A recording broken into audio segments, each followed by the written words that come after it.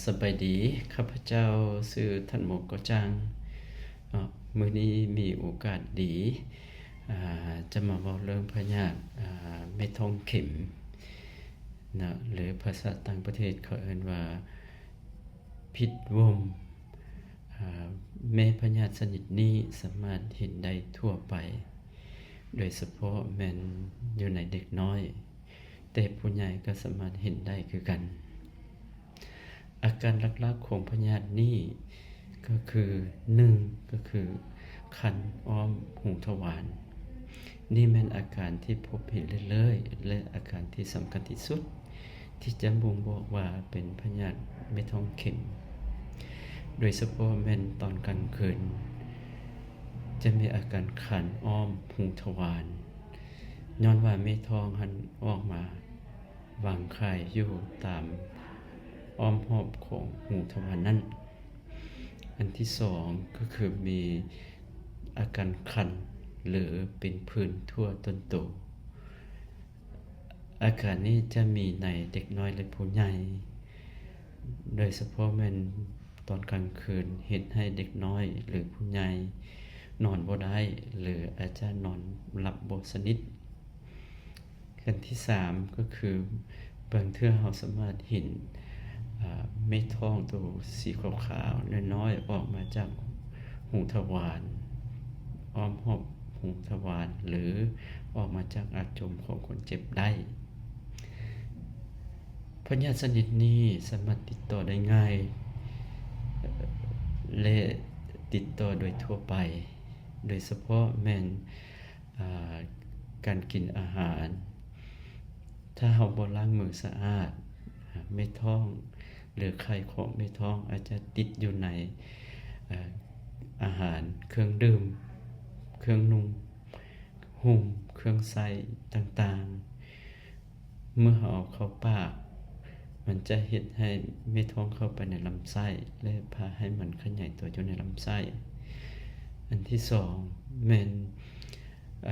เมื่อเรามีอาการคันเราเกาตุ่มจะเฮ็ดให้เม็ดทองติดอยู่ในมือหรืออยู่ในเล็บหั้นเข้าไปตามบอนที่เราเกาหั้นและเข้าไปในร่างกายของคนเราและพาให้มีการเกิดพยาธิเกิดขึ้นการเป็นปัวแม่นเราสามารถเป็นปัวได้ดีและให้ยาฆ่าเม็ดทองได้มีประสิทธิภาพดีโดยเฉพาะเมื่อท่านหรือคนในครอบครัวของท่านมีอาการคัน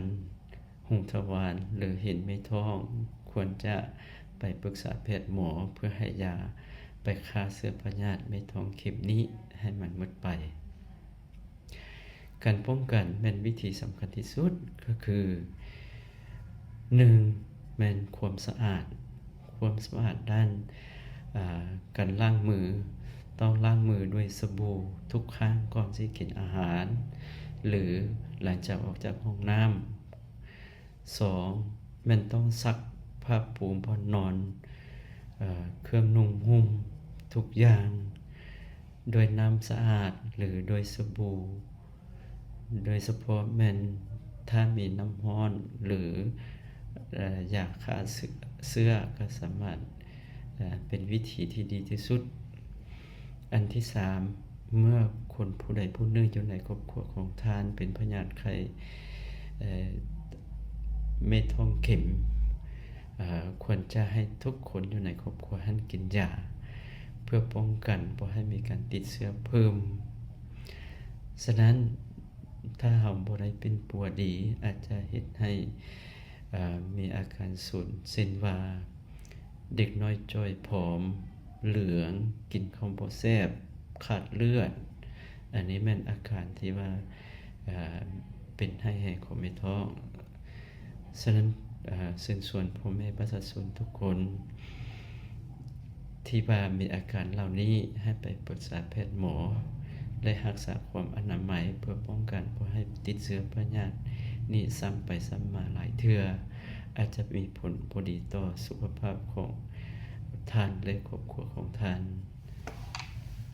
ขอบใจ